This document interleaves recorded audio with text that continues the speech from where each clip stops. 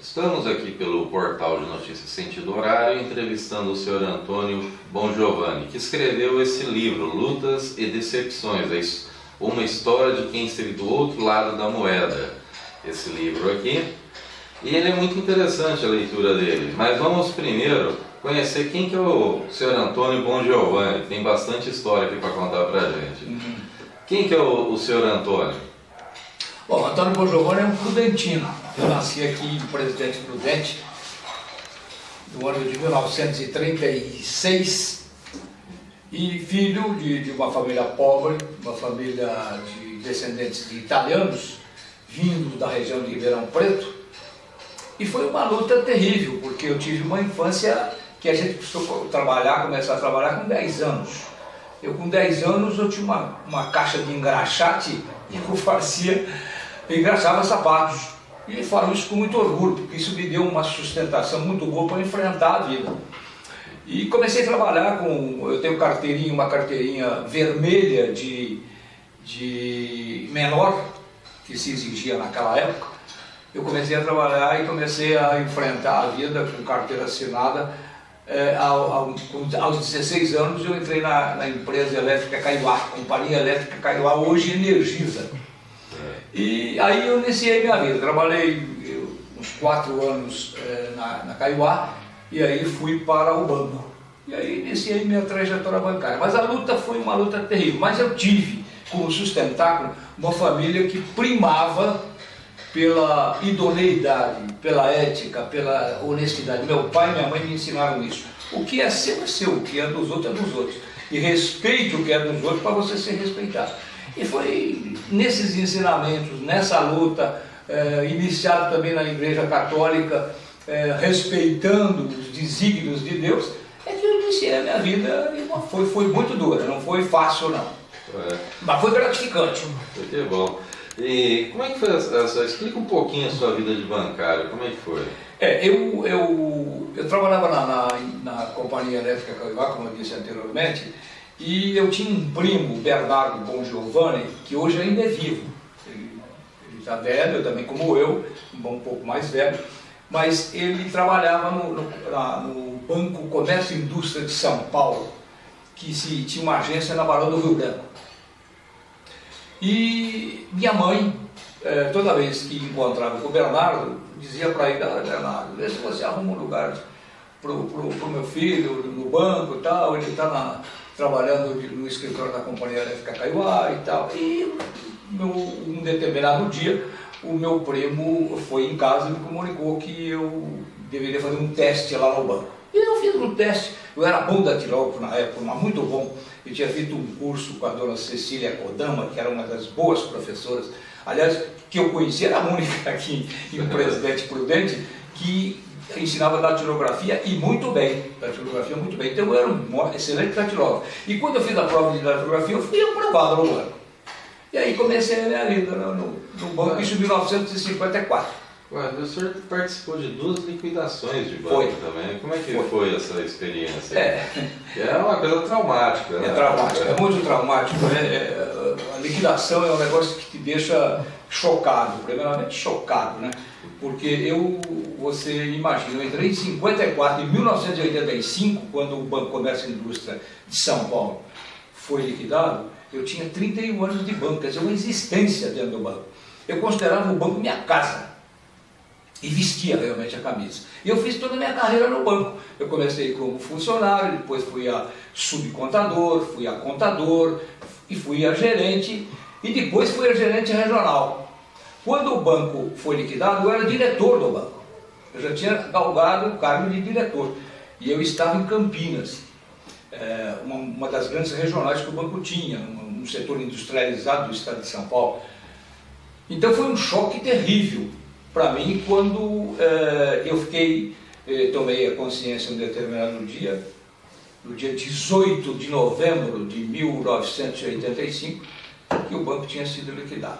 Eu estava num curso no Rio de Janeiro, na IBM, nós estávamos fazendo um curso de informática na IBM, eu e vários colegas do banco, quando numa tarde nós estávamos jogando um futebolzinho, uma peladinha pela tarde, E aí nós terminamos então e fomos tomar banho. Quando nós fomos tomar banho, nós estávamos passando pelo hall do hotel. Um dos colegas nossos, que não era colega, era colega de banco, mas de um outro banco que estava fazendo o curso, disse para nós: olha, o seu banco foi liquidado hoje. Nós achamos aquilo que era uma brincadeira, não é? Mas aí ele falou: não, eu estou falando sério. Foi liquidado hoje. Vocês podem ver pela televisão. Aí nós ligamos a televisão e realmente o banco tinha sido liquidado. O Banco Comércio de São Paulo e o Banco Auxiliar de São Paulo naquela época. Foi um traumatismo danado, né? Porque aí nós voltamos no outro dia de manhã, saímos do curso e viemos embora e passamos pelo Alphaville, era onde o banco tinha o seu centro administrativo. E lá estava tudo fechado, tudo lacrado, nós não conseguíamos entrar, estava com polícia tomando conta das instalações. E aí a vida de ex-liquidando foi muito difícil, porque nós ficamos com as nossas coisas todas presas. Nós começamos a responder processo administrativo e ficamos com as coisas presas durante 12 anos, para você ter uma ideia. Você não podia sair do país, você não podia vender nada, todas as coisas eram gravadas. Os nossos imóveis, por exemplo, que a gente tinha, que eu tinha muito pouco, mas tinham sido adquiridos muito antes de eu ser diretor do banco, e aquilo estava tudo arrolado, e eu não podia mexer em nada. E aí a gente teve cada caso de decepções que você não imagina. A gente passava por momentos, eu vou te contar um, porque esse te deixa bem por dentro do que é uma situação do ex-liquidando. Eu ia transferir telefone, e toda vez que eu ia transferir telefone, a bolsa falava assim: o senhor não pode transferir. Mas falava alto, né? Parece que de propósito, né? Como o brasileiro gosta dessas coisas, né? De ver a desgraça dos outros. Então ela falava assim: o senhor não pode transferir porque o senhor está sendo investigado, tem um processo de liquidação, então o senhor tem que ir lá no jurídico. Então você tinha que ir lá no jurídico, conversar, mas não podia transferir. Houve até um caso inusitado, que isso, até hoje eu e meu filho nos lembramos, que hoje é médico formado e está aqui em Presidente Prudente. Ele estava estudando em Catanduva e eu mandava o dinheiro para ele todo mês para pagar a faculdade, era uma faculdade paga, para pagar pensão, essas coisas todas. E quando o banco foi liquidado, todas as minhas contas foram gravadas também, eu não podia mexer. Então eu fiquei desempregado, sem poder mexer no seu dinheiro e sem poder fazer nada praticamente. Aí meu filho me pediu dinheiro e eu disse para ele: olha, eu tenho um telefone, eu tinha comprado um telefone porque a mãe dele queria falar com ele sempre, você vende um telefone. Pelo menos naquele tempo você vendia telefone por um preço relativamente bom. Tipo, quase um carro, né? Era diferente. Tinha um valor danado, porque o Brasil aqui era um negócio fechado, né? Então, o meu filho foi vender. E vendeu o telefone. Quando ele foi passar, levou o comprador na telefônica, ele teve aquela decepção. Estava gravado. Eu também não sabia que o telefone seria gravado. Eu pensei que seria gravado imóveis, mas não telefone. Aí foi deixando geral. Ele me ligou. Falei: pai, eu não consegui passar, porque a coisa que está gravada, esse negócio. Então, imagina a minha situação. Então foi difícil, mas a gente conseguiu controlar isso. Eu costumo falar para os meus filhos o seguinte: eu consegui controlar isso aí sem tomar Rivotril, sem tomar nada disso. Foi na raça, não. E o livro do senhor é muito interessante, porque ele, assim, ele vem contando uma história, ele fala de vários momentos, né? Inclusive ele fala aqui que o senhor enfrentou esses problemas cruciais, que o país está precisando de um estadista hoje, né, para resolver esses problemas. Por exemplo, a gente tem problema na educação, na saúde, na segurança, na corrupção e principalmente na justiça. Né? Hoje existe uma pessoa, como é que o senhor vê esse estadista para o Brasil? Antes de responder essa pergunta, eu gostaria só de colocar uma outra coisa. Eu passei por várias situações depois dessa liquidação. A minha sorte é que eu estava em Campinas, eu era diretor do banco em Campinas, e eu tinha uma certa atuação boa. E o mercado me conhecia. Então, depois de uma semana da liquidação, eu já tinha emprego. O Olacir de Moraes, que era dono do Banco Itamaraty, me ligou e disse assim: olha, Giovanni, eu não te conheço e tal, mas eu tenho referências de você, e se você quiser, o Itamaraty está às ordens, com o mesmo salário que você tinha no Banco Comércio e Indústria, que foi liquidado. Então, para mim, foi um alívio, né? Isso me deu uma certa sustentação, porque depois de uma semana eu estava trabalhando. E só uma coisa eu vou te contar mais. Eu comecei a trabalhar no Banco Itamaraty e depois de um mês, mais ou menos, um mês e pouco, eu fui galgado a gerente regional. Eu fui admitido como gerente da agência do banco em Campinas e depois eu fui galgado a gerente regional. E eu comecei a correr as agências do Itamaraty ali perto, que tinham poucas. Tinha Piracicaba, Ribeirão Preto, as cidades grandes. E um determinado dia, eu estou em Piracicaba, visitando a agência e conversando com o gerente, quando entram dois senhores, que eram meus conhecidos, que tinham dinheiro preso no Banco Comércio e Indústria de São Paulo. E esses dois senhores eram filhos de uma pessoa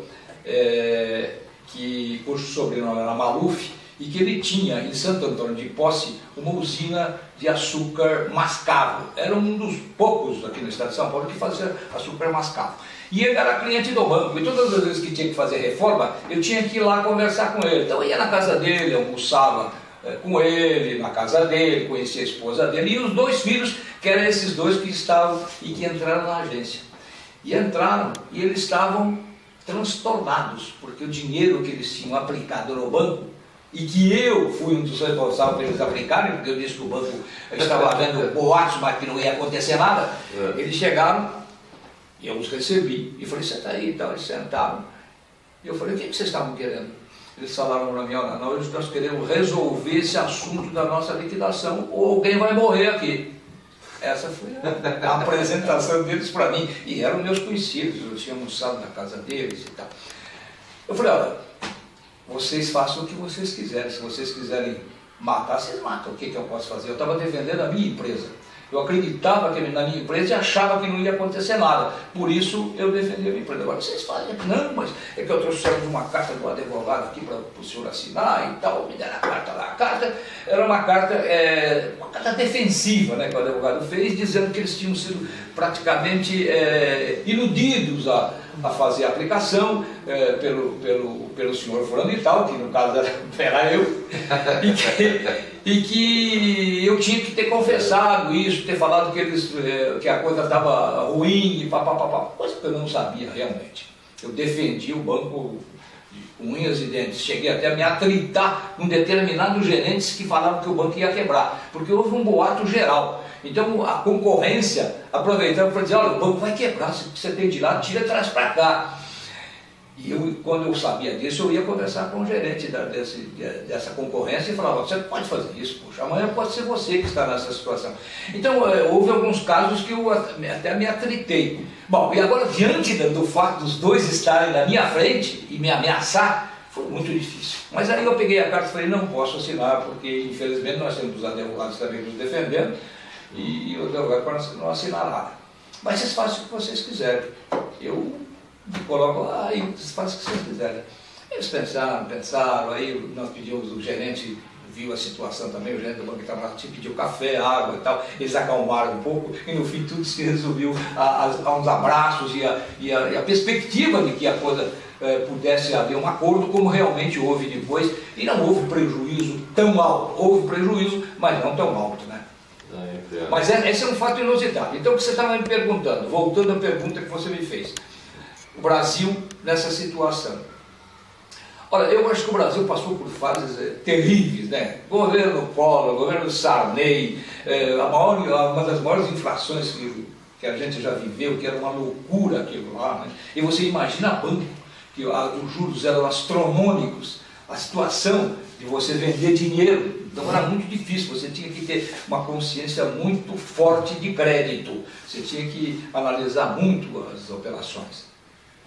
Mas eu acho o seguinte: a ditadura militar, que eles falam que foi uma uma ditadura sangrenta e tal. Eu não acho nada disso. Eu passei os anos militares na maior tranquilidade possível, não houve nenhuma pressão de nada, nunca tive nada, então o governo militar foi ótimo. Só que eles se esqueceram de uma coisa, esqueceram de formar lideranças, né?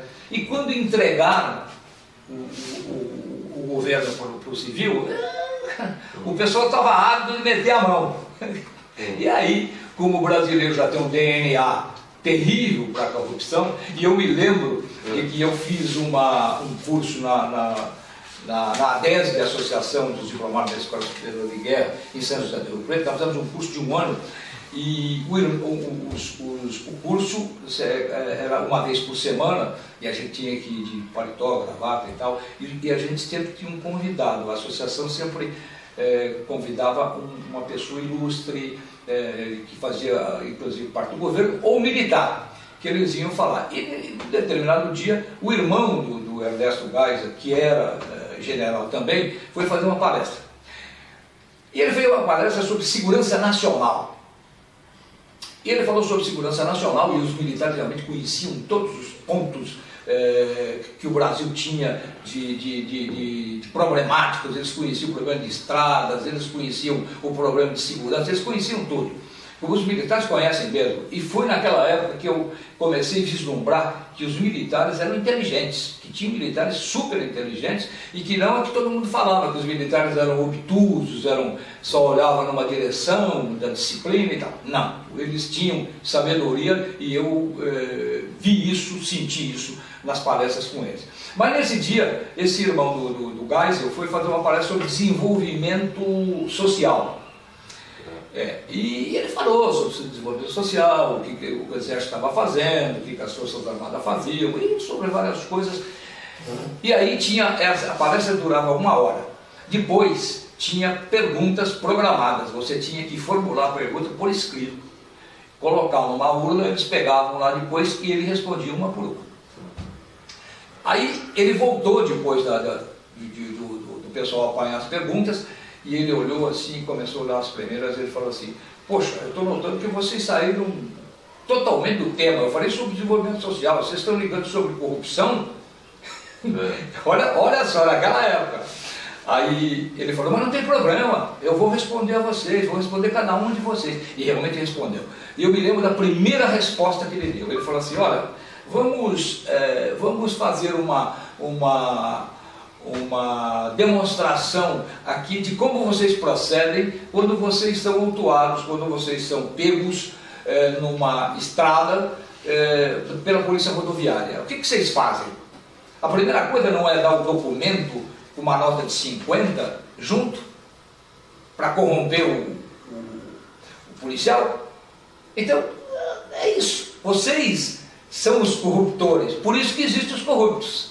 Então ele matou a charada. Exatamente isso, o brasileiro faz isso. O brasileiro, assim, ele quer entrar num projeto da prefeitura, ele vai ver quem é o que cuida daquele trâmite para ele poder comprar, para ele poder abrir o caminho. Então ele não está acostumado como os europeus, os americanos principalmente, a fazer a coisa certinha. Ele já tem esse DNA que é para facilitar tudo. Então falta liderança. E os militares nessa questão, acho que foram culpados, porque eles não deixaram aparecer muita liderança, né? Porque o regime era meio duro, e realmente tinha que ser, porque como é que você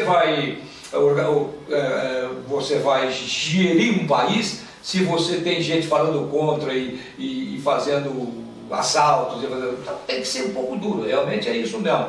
Mas eles não prepararam liderança. Então, quando forçado pela situação e eu me lembro bem, Ulisses Guimarães fazia um estardalhaço com esse negócio e tal. E aí os militares passaram para os civis. Aí a coisa começou a degringolar, porque quem entrou? Primeiro que entrou todos políticos velhos aqui, arraizados na corrupção, arraizados na nomeação de gente para garantir os votos. Então a coisa começou nesse diapasão e parou até hoje, até culminar o que aconteceu aí com o PT, que descobriu uma maneira de se perpetuar no poder, que era ficando rico. O poder ficando rico, né? O partido ficando rico. E isso o Dirceu, o Zé Dirceu, deixou claro e explícito que era isso, que todo mundo tinha que dar dinheiro para o PT ficar forte e para se manter no poder. Então eu acho o seguinte, está faltando realmente lideranças. Mas, digamos, um outro exemplo que eu vou te dar de vida que eu vivi. Depois de acontecer esse negócio do Comendi, eu trabalhei em vários outros bancos. Depois eu vou dizer quando você me perguntar sobre a minha carreira. Bom, então, eu trabalhei, depois de trabalhar em alguns bancos, eu trabalhei numa financeira que era Votorantim, cujos majoritários, sócios majoritários, era a família Hermílio de Moraes. E eu me lembro que eu ia a São Paulo e ia participar das reuniões essa Votorantim, essa financeira Votorantim, que fazia muito financiamento de carro, eles eram especializados em financiamento de carro. E que, depois de vários meses que eu estava trabalhando com eles, eu estava em São José do Rio Preto, mas eu representava eles na região, eu cheguei para um sobrinho do Antônio Hermílio de Moraes, que era um dos diretores da Votorantim, que fazia as reuniões. Eu cheguei para ele e falei assim: escuta, por que vocês não abrem uma agência em São José do Rio Preto? Vocês têm um nome muito grande, tem credibilidade, os Hermílio de Moraes têm credibilidade, e eu acho que vocês deviam abrir uma agência lá. Ele falou assim: negativo, pô, Giovanni, você está completamente enganado. A gente não tem muito nome assim do jeito que você está pensando. Eu falei: mas por quê? Ué, o Antônio Hermílio de Moraes, ele não foi candidato ao governo de São Paulo e perdeu? Então ele me derrubou, né? Você vê como é que o povo brasileiro, ele não sabe, como o Pelé falou há muito tempo, ele não sabe votar, né? Perderam de votar no Antônio Hermílio de Moraes, que era uma pessoa que honestidade chegou aí e parou, tanto que ele geriu o Hospital das Clínicas de São Paulo. Ele era presidente do Hospital das Clínicas de São Paulo. Excelente administrador, inquestionável. Exatamente. Tem o que falar, né? Então, e o Brasil perdeu por quê? Porque os políticos ganham, né? Os políticos têm todo um esquema montado. Até hoje, uma das maiores empresas do Brasil, quer dizer, o patrimônio cultural, o legado que foi deixado é enorme. Exato, principalmente o legado, os filhos dele dando continuidade ao processo todo das empresas, e as empresas estão aí, não foram nenhumas abaladas. E você vê se existe alguma empresa dele envolvida em qualquer falcatrua. Então aí que está. Agora, falta realmente liderança. Poderia ter, se caso ele tivesse um caráter ruim, seria o Debrecht. Seria. Pois é. Exatamente. Então, ele não é. Pois é, exatamente. É o oposto. É o oposto. Agora você vê uma coisa.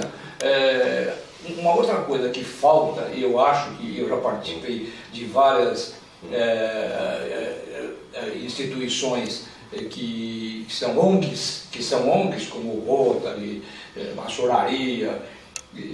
A verdade é o seguinte: ninguém quer se expor. Então, a falta de liderança é um processo de falta de coragem. Ninguém tem coragem de falar a verdade. Por quê? Você quer arrumar inimigos? Fala a verdade. Essa frase é extraordinária. Você quer arrumar inimigos? Fala a verdade. Você não pode falar a verdade em qualquer organização. Pegando esse gancho aí que o senhor falou, que o senhor chegou na parte dos clubes de serviço, o senhor chegou a governador do Rotary em 97, 98. Naquela época, o senhor fundava clubes. Hoje, está difícil até de manter clubes, exato, né? Então, eu queria que o senhor fizesse um paralelo do Rotary da sua época e vamos dizer, os clubes de serviço nos dias de hoje, que aí entra o Rotary, Lages, maçonaria. Pra você ter uma ideia, quando eu fui rotariano, eu fiquei em Rotary 45 anos. A Rotary, para mim, foi uma instituição que me preencheu determinadas coisas, porque na época a gente trabalhava muito, tinha uma época produtiva e a gente cumpria as metas. As metas que para a gente eram uma questão de honra. A gente ia buscar as metas a qualquer custo. Então você tinha que fazer equipe, você tinha que armar bem a equipe, você tinha que motivar a equipe, você tinha que ter estratégia, você tinha que ter planejamento. Então a coisa funcionava bem. Quando o Rotary apareceu na minha vida, eu senti que era uma oportunidade de eu devolver um pouco daquilo que as comunidades me davam. Porque quando eu me mudava para uma cidade para ser gerente, eu tinha que contar com a comunidade me recebia bem, me dava alento para mim trabalhar, para mim lutar. Então eu tinha que, de alguma forma, agradecer a essa cidade e a sua comunidade por ter me recebido. Eu encontrei outra essa estrada, falei, está aqui.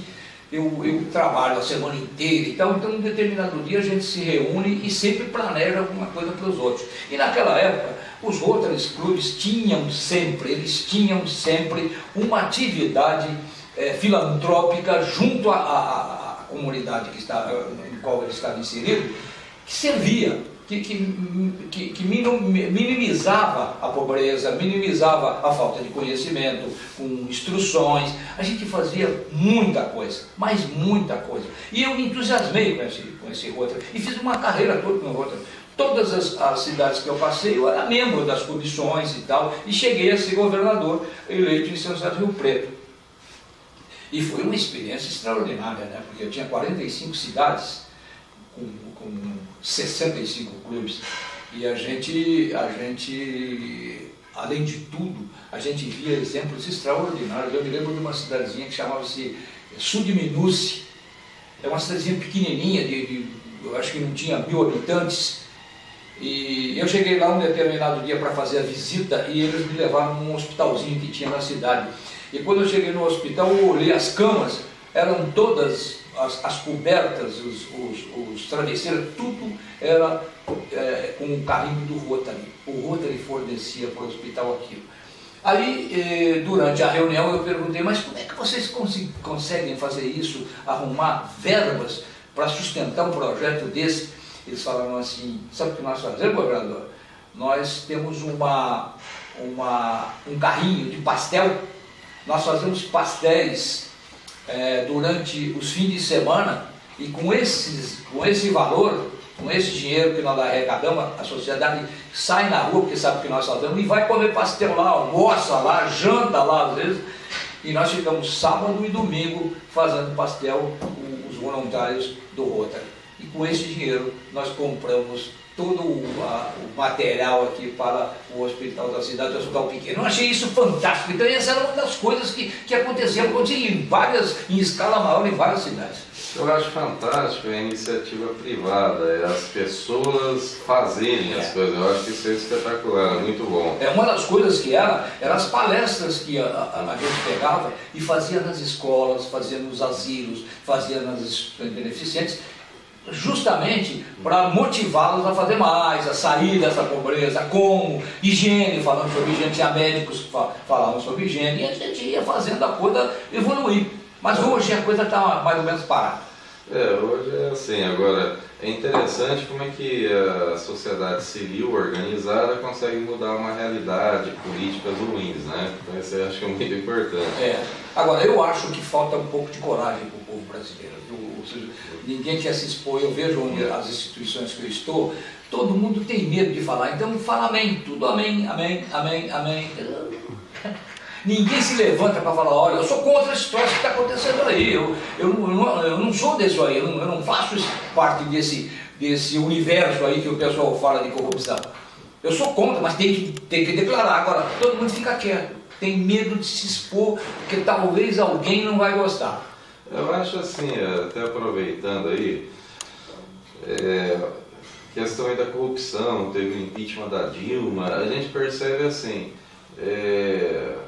maçonaria principalmente, todos os grandes movimentos que teve na história, a sociedade, através dessas instituições, acabaram mudando a realidade. Eu acho que deveria se expor como rotariano, como leão, como maçom, contra determinada coisa que é contra a população. Eu também acho. Eu penso que é assim. Mas é difícil isso acontecer, porque o pessoal não é fácil, não. O pessoal tem um pouco de medo. Você sabe também, a constituição da sociedade, a base da sociedade é um negócio incrível também. Porque geralmente eu por exemplo, acho que o judiciário tem vários problemas, né? Você não pode, e eu me lembro bem volto ao Rotary, quando eu estive na Califórnia fazendo treinamento para governador, Quando eu disse para eles que o salário mínimo era desse tamanhozinho e que os juízes, os deputados ganhavam o X, a distância era tamanha que eles se assustaram. Eu me lembro que um americano lá me perguntou, mas escuta, mas a sociedade aceita isso? Está enraizado no processo, né? Eles fizeram isso há quantos anos? E ninguém, quem é que vai mudar? Eu pergunto para você, se não, e aí eu já volto a te dar uma solução que eu acho, tem que haver uma Assembleia Nacional Constituinte, mudar a Constituição, mudar esses códigos todos, acabar com essas regalias. Quer dizer, não pode um ganhar 1.000 e outro ganhar R$1.000 e o outro ganhar R$100.000. Essa distância, como é que é possível viver desse jeito? Um deputado com tudo vai para 170 mil. Então você vê, é possível. E agora o salário mínimo é R$954. Então, é brincadeira um negócio desse. Agora a sociedade ela não assume isso, fala, não, isso está errado, nós temos que mudar. Mas tem que fazer isso. Agora eu quero ver quem é o macho, desculpe a expressão, quem é o macho que vai fazer isso. Então precisa ter uma liderança forte. Eu não sei como isso será feito. Eu não tenho essa visão, mas acho que os militares teriam que ter feito isso na vez passada. Depois fizeram a Constituição de 88, e eu me lembro bem, eu falo até no livro, Ulisses Guimarães levantou a Constituição e falou, viva o Brasil! A Constituição desse de 88, essa droga de Constituição que está ali, que não mudou nada. Eu acho que foi uma das piores já feitas, né? Mas tem uma coisa, o senhor tem várias faces da sua vida. Por exemplo, o senhor atuou também na saúde, né? Então eu queria que o senhor explicasse, o senhor, de uma vida bancária, o senhor migra para a saúde. Como é que foi esse processo? Não, a explicação é fácil. Eu estava em São José do Rio Preto, que quando aconteceu, eu parei, depois das liquidações, eu participei da liquidação do Covid, que foi um desastre, né? Porque você imagina, e eu acho que eu conto nisso, não dei conta, você admite que se faça uma liquidação de um banco, que o Banco Central, uma semana antes, autorizou abrir uma agência em Ponta Porã. Se o Banco Central autorizou abrir uma agência em Ponta Porã, uma agência do banco, como que daí uma semana ele liquida o banco? Então eu acho que foi uma decisão precipitada. Eu não estou dizendo que o banco não tinha problemas, ele tinha, mas foi precipitado foi política essa decisão de quebrar o Covid. Houve depois, depois da Revolução do governo FHC, houve muita sacanagem com o Banco Nacional e quebraram o Banco Nacional, porque o FHC tinha um filho que era diretor do Banco Nacional. Então é tudo processo político, e esse aqui é o problema, processo político. E depois eu participei de uma outra do Banco Antônio de Queiroz, que eu fui gerente regional deles em 1993, 1994. Bom, quando eu parei de trabalhar em banco, falei, agora não quero mais banco, não trabalho mais em banco, eu montei um escritório em São José do Rio Preto de assessoria financeira, e a gente fazia assessoria financeira e cobranças. E aí a gente conseguiu ter um contrato muito bom com o Banco Central, a gente cobrava as operações que tinham problemas no Banco Central, que partiam do Banco do Brasil, dessas instituições oficiais, e iam para o Banco Central. E também algumas instituições que tinham sido liquidadas e o Banco Central estava com o acervo deles. Então a gente fazia essas cobranças e nós fomos até felizes, ganhamos muito dinheiro nessa oportunidade. Mas aí, um determinado dia, o Banco Central quis reduzir as comissões e nós paramos com eles, e depois eu fechei o escritório. Quando eu fechei o escritório, os meus filhos estavam os dois aqui em Presidente Prudente. Eles se formaram e vieram para cá. E por minha insistência, eles vieram para cá porque era a minha cidade. Eu falei, olha, acho que vocês devem servir na cidade onde eu nasci, né? Vocês não nasceram lá, mas eu nasci, o pai nasceu. E eles vieram os dois para cá, e graças a Deus foram tão felizes e tal. E eles começaram, eu estava em São José do Rio Preto, eles começaram, pai, vem para cá, você está aí sozinho e tal. E foi muito difícil a decisão, porque eu tinha um círculo de relacionamento muito grande em São José do Rio Preto, né? Eu tinha sido governador do Rotary, eu fazia parte de várias instituições, da ADESG e algumas instituições filantrópicas lá, a gente tinha uma atuação boa, então a gente era muito conhecido, tinha muitos amigos, e foi duro eu sair disso aí. Foi duro sair disso aí, tanto que eu me lembro de um amigo meu do Rotary, que é ex-governador, João Batista Queiroz, Ele falou assim: "Ô Giovanni, não sai daqui, rapaz, você vai lá para Prudente, ninguém te conhece, você vai ter que fazer a vida nova outra vez." Eu falei: "Mas eu sou filho de lá." "Não, mas não adianta, eu quero ver quem que vai levar o seu caixão quando você morrer." Eu falei: "Mas eu tenho que ir, porque meus filhos estão lá." E eu vim para cá. Quando eu vim para cá, a ideia, eu fiz uma pesquisa de mercado, a ideia era montar um escritório de assessoria financeira, que eu achei que precisava em Presidente Prudente. Isso foi no ano 2002. Eu vim para cá em 2002. Eu tinha saído daqui em 67 e voltei só em 2002. Então, fiquei um grande período fora, só acompanhando o Prudente e das visitas que eu fazia aos meus pais aqui. Bom, então quando eu vim para cá, o meu filho, o Antônio Cláudio Giovanni, que é cardiologista, ele tinha fundado o Instituto do Coração. E tinha alguns problemas no Instituto do Coração, problemas administrativos e tal. Então ele chegou para mim, eu estava fazendo uma pesquisa ali para montar uma empresa, e ele falou assim para mim: "Pai, você não pega o Instituto do Coração para me ajudar lá, tá, para me dar uma mão e tal?" "Tá bom, voltei, tá." E aí fui. Então eu fui para ser um diretor do Instituto nas áreas de contabilidade, nas áreas financeiras, nas áreas organizacional, e fiz um trabalho bom. Eu fiquei 5 anos lá, então eu conheci bem por dentro a saúde, tá? De forma geral, porque você vê o preço que esse pessoal paga para consultas e procedimentos cirúrgicos. O que o SUS paga, você cai duro. Você fala: "Não é possível", contrastando com os preços que a empresa tem que adquirir. E também prazo que você recebe. Então era uma situação, quando eu sentei naquilo e comecei a verificar todos esses problemas, eu falei: "Mas como é que sai disso, meu Deus do céu?"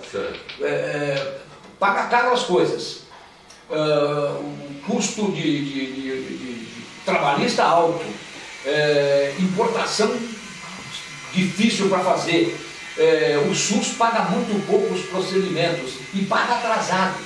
E na Santa Casa tinha um problema quando eu cheguei aí. A Santa Casa não repassava porque tinha um provedor, eu não vou falar o nome dele, mas o provedor, eu chegava nele e falei: "Escuta, você precisa me repassar o dinheiro que você recebeu." Eu falei: "Não, mas eu tenho que primeiro pagar meus funcionários." Eu falei: "E os meus?" Então, era uma situação muito difícil. Situação no Brasil com o sistema SUS não é fácil, não. E eu digo para você que o SUS presta um excelente serviço. Eu acho que presta um excelente serviço. Mas o grande problema é o que o governo paga. É muito pouco. É muito pouco. Os procedimentos são todos caros. Eu me lembro de só um fato para você ver a dificuldade que tem. Nós tivemos que importar uma máquina para fazer hemodinâmica, para fazer cateterismo, essas coisas todas. Então eu comecei a cuidar de toda a papelada, e é muito papel. Nós estávamos querendo importar do Japão, uma máquina japonesa. E fiz todo o processo, papapá. Quando foi tudo aprovado, a máquina chegou, a máquina ia chegar, nós tivemos que pagar o ICMS. O ICMS. Era uma pancada o ICMS, porque a máquina custou 600 mil dólares. Então era um dinheirão naquela época. Aí tinha que pagar o ICMS antes da máquina sair do Porto de Santos. Ela chegava, mas você tinha que pagar o ICMS antes para liberar. Certo. Aí eu fui conversar com a delegacia estadual aqui em Prudente. Quando eu cheguei lá para conversar, eles falaram assim: "Olha, nós financiamos isso para vocês, não tem problema." Eu falei: "Então qual é a taxa?" Então aí foi um espanto geral. A taxa cobrada pelo governo do estado para financiar o ICMS era maior que a taxa que os bancos, de forma geral, faziam para os particulares. Você tem uma ideia? Eu falei: "Como é que nós vamos fazer isso, meu Deus do céu?" Aí eu entrei, fizemos a importação, deu tudo certo, mas nós não pegamos esse financiamento do governo, fizemos um financiamento na rede particular, que era mais barata. Tanto que isso gerou uma reclamação que eu fiz uma vez na sede da OAB com os deputados federais e estaduais. Naquela época eram o Bragato, esse moço aí que é radialista, o Ed Thomas, e tinha mais um deputado federal que era médico aí, o Dr. Talmir. O Talmir. Rodrigues. E eu fiz essa alegação para eles. Falei, olha, está acontecendo isso, é uma coisa que vocês têm que verificar no governo de São Paulo, porque ele está cobrando uma taxa exorbitante para se fazer uma importação. Uma importação é uma máquina para atender o SUS. Então vocês tinham que facilitar isso. E você sabe que não acontecia lá, eles desconheciam isso, porque os deputados, de forma geral, não conhecem os problemas nenhum, porque eles não participam, como é que eles vão conhecer? Agora, eles tinham que ouvir a base, então se ouviu a base, eu estou falando. Se eu falei, eles tinham que verificar se realmente é isso e interceder. E não houve mudanças nenhuma. Até hoje está a mesma coisa, dificuldade para importar uma máquina para atender SUS. Você vê a dificuldade que tem a saúde no Brasil. A saúde é um dos problemas que tem aqui. Exato. Outra coisa, o senhor participou da Associação dos Diplomados da Escola Superior de Guerra, a DESEG, né?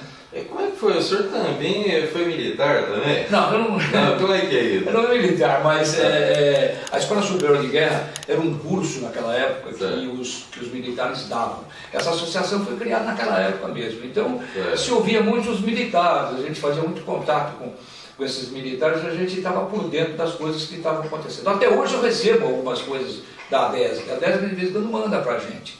Tanto que essa turma toda que fez essa sacanagem toda aí com a nossa economia, com tudo, a ADESG estava de olho neles há muito tempo.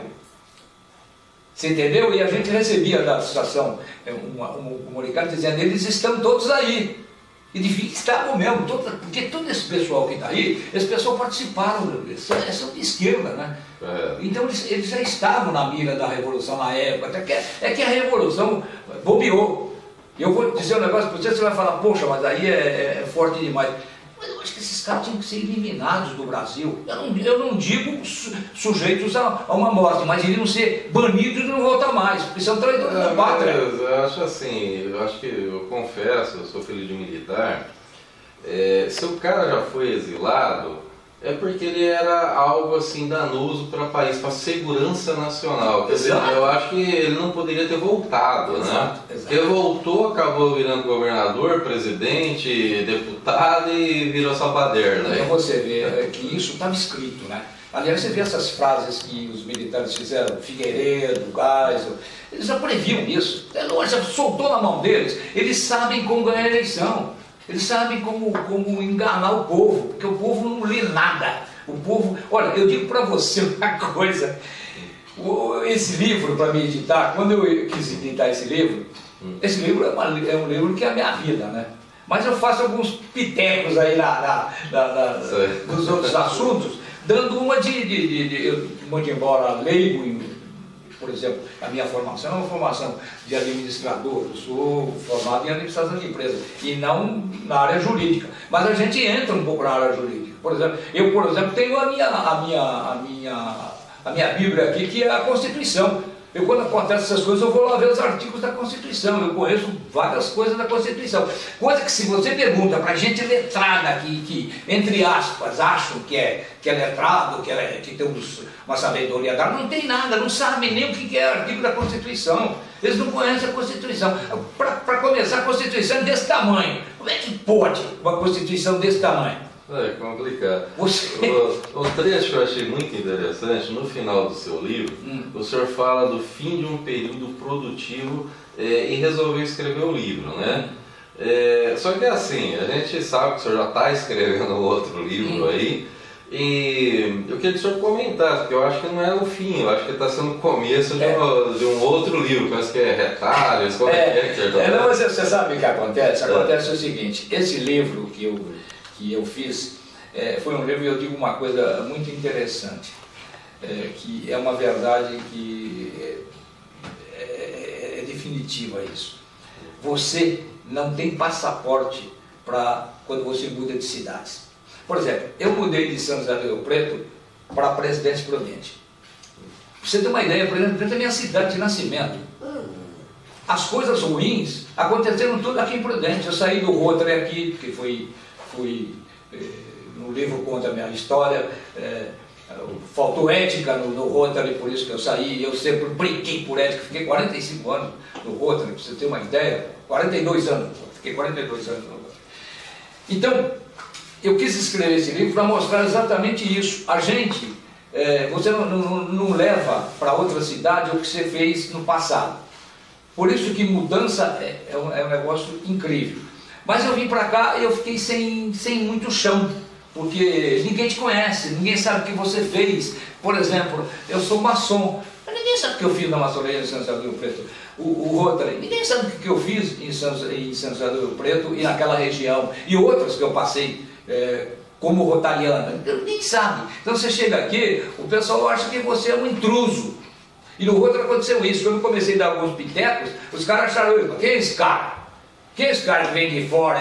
Mas de fora não, eu sou prudentino, eu tenho mais direito que muita gente. Meus pais chegaram aqui em 27, então chegaram, são pioneiros aqui. A minha família é pioneira. E tanto que eu fiquei muito bravo quando eu vejo uma comissão do centenário sem nenhum daqueles antigos aqui fizeram, que aqui plantaram, que asfaltaram para que o progresso venha, para a gente chegar a essa cidade extraordinária que é hoje. Ninguém se lembrou disso. O prefeito nomeia uma comissão do centenário sem nenhum antigo. Ele não bota ninguém que representa o presidente Prudente. Eu vejo lá, com muita tristeza, eu chego lá, vejo o nome dos caras, a grande maioria, tudo aventureiro, que vieram aqui e aproveitaram a situação. Pegando um gancho nisso aí que o senhor está falando, eu achei interessante, porque eu não me recordo, mas parece que teve um jornalista, teve uma pessoa que criou um artigo, acho que foi no Imparcial. E ele faz uma comparação do cinquentenário e do centenário.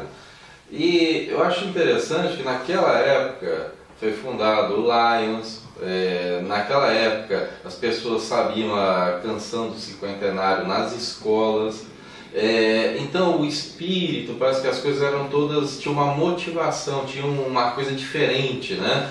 Hoje a gente percebe que foi uma coisa meio assim que cumprir tabela, né? Então eu não sei, mas a impressão que a gente tem, eu não vivi aquela época, mas a gente tem uma impressão muito nítida, eu posso estar até enganado de repente, mas que era uma realidade muito diferente da de hoje. Completamente diferente. É bem diferente. Mas eu gostaria que o senhor deixasse uma mensagem final. Só para terminar o que você me perguntou, então nesse livro aí eu coloquei muitas coisas, mas muitas coisas ficaram de fora. Então eu estou escrevendo um outro livro que se chama Retalhos. Esse outro livro vai ter um enfoque um pouco diferente. Eu vou escrever aquelas situações que eu passei na minha vida, que não constam desse livro, então é uma matéria nova, mas vou dar uns pitecos diferentes agora, com uma visão diferente, porque eu passei, esse livro eu escrevi em 2000, e já fazem 18 anos, então a visão é uma outra. Mas eu espero que pelo menos o pessoal prudentino não quer nem saber se você escreve ou não. Você tem uma ideia, as instituições que eu participei, muito poucos foram quando eu fiz o lançamento do livro, numa feira do livro aqui. Então eles não se interessam muito, ninguém gosta de ler, você sabe? Você fala, você leu o livro? Eu li, não leu nada, você entendeu? Quem comprou o livro, você, por exemplo, leu o livro, porque senão você não estaria me entrevistando aqui. Mas tem muita gente que eles não dão valor na leitura, que é um negócio mais espetacular que existe, é ler. Eu, por exemplo, gosto muito de ler. Eu acabei de ler um livro agora do Harari, não sei se você conhece, Homo Deus. É um livro de uma visão de futuro muito grande. Então eu gosto muito de ler, você entendeu? E também é uma maneira de eu me tornar fazendo alguma coisa que não o ócio, né? Ficar aí esperando a morte, aí não, né? Eu sou suspeito, eu sou jornalista, eu sou meio que obrigado a ler de tudo, né? Então eu gosto de ler, é uma paixão, eu acho muito interessante porque o livro do senhor é uma experiência de vida e assim, uma coisa que eu gosto nos livros é pegar aquilo que de repente é interessante para mim, porque na sua experiência eu acrescento alguma coisa para minha. Então eu acho uma importância fundamental. E a gente faz um comparativo com os Estados Unidos, principalmente. Lá a pessoa escreve um livro, todo mundo lê, todo mundo compra o livro, todo mundo quer saber o que é aquela experiência, porque eu acho que o legado que a pessoa está deixando, por exemplo, está aqui nesse livro. Então, o senhor está falando de várias coisas.